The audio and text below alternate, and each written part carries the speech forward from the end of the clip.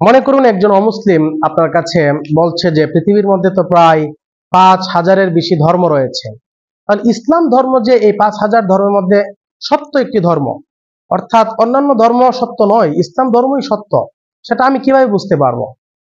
তখন এই প্রশ্নের জবাবে তখন আপনি কি বলবেন? আমরা এই প্রশ্নের জবাবে বলতে চাই, আমরা বেশ কিছু কারণে আমরা দেখতে পাই যে ইসলাম ধর্মের মধ্যে এই বিষয়গুলোর সমাধান এমন ভাবে দেওয়া আছে যে বিষয়গুলোর সমাধান অন্যান্য ধর্মে এমন ভাবে দেওয়া নাই, স্পষ্টভাবে দেওয়া নাই, এবং এই বিষয়গুলি জানা এবং এই বিষয়গুলি অত্যন্ত গুরুত্বপূর্ণ। এক নম্বর কারণ হলো ইসলামের মধ্যে প্রভুর যেই পরিচয় সেটা অনেক জামে মানে, সেটি অনেক স্পষ্ট, অনেক সুন্দরভাবে ইসলামে প্রভুর পরিচয় দেওয়া হয়েছে। আল্লাহ তাআলার আসমা এবং সিফাত, আল্লাহ তাআলার প্রত্যেকটা গুণের বিবরণ, আল্লাহ তাআলার নামের বিবরণ, আল্লাহ তাআলা কি করেন, আল্লাহ তাআলা বিষয়ক অর্থাৎ প্রভু বিষয়ক যত কিছু বান্দার জানার আছে সবগুলোর পরিপূর্ণ নলেজ ইসলামে দেয়া আছে। দ্বিতীয়ত, ইসলাম ধর্মকে যিনি পৃথিবীতে প্রচার করেছেন তিনি মুহাম্মদ রাসূলুল্লাহ সাল্লাল্লাহু আলাইহি সাল্লাম। তিনি পৃথিবীতে এসে ইসলাম ধর্মের পরিচয় মানুষের নিকট দিয়েছেন। তিনি যে ধর্মের পরিচয়টা দিয়েছেন তিনি কি সত্যবাদী কিনা? পৃথিবীর ঐতিহাসিকদের মতে রাসূল সাল্লাল্লাহু আলাইহি সাল্লামকে কোনো ইতিহাসবিদ এমন কিছু দেখাতে পারবে না যে তিনি তার বাস্তব জীবনে তিনি মিথ্যা কথা বলেছেন। তিনি পৃথিবীর মধ্যে একমাত্র মানব যার ব্যাপারে কোনো সত্য অনুসন্ধানী মানুষ বলতে পারবে না যে তিনি কখনো মিথ্যা বলেছেন। দ্বিতীয়ত, মুহাম্মদ রাসূলুল্লাহ সাল্লাল্লাহু আলাইহি সাল্লামকে আল্লাহ রাব্বুল আলামিন তিনি যে সত্য ছিলেন সেটা প্রমাণ করার জন্য কিছু মুআজিজা দিয়েছেন। মুআজিজা বলা হয় ওই বস্তুকে যে বস্তুগুলো তিনি কেবল করতে পারবেন, অন্য কেউ করতে পারবে না। মুআজিজা হলো ওই বস্তু যে বস্তুটা স্বাভাবিকভাবে মানুষ করতে পারে না, অলৌকিক বস্তু।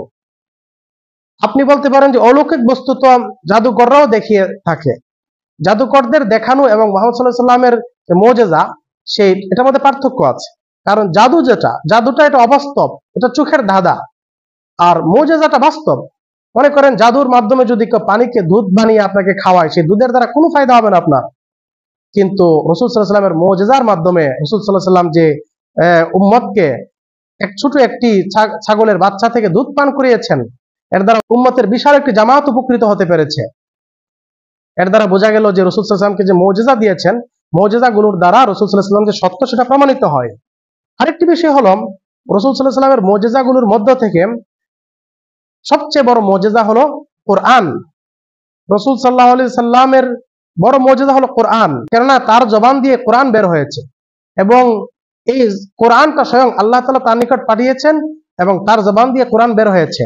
এবং অদ্যাবধি পৃথিবীর কোন মানুষ কোরআনের মতো এত সুন্দর এবং এত সাহিত্যপূর্ণ এবং এত সুখপাঠ্য কোনো বই পৃথিবীর মধ্যে কেউ রচনা করতে পারেনি। তাহলে এটা হলো এমন মুআজিজা যে মুআজিজাটা 1500 বছর যাবত এই পৃথিবীতে জীবিত রয়েছে।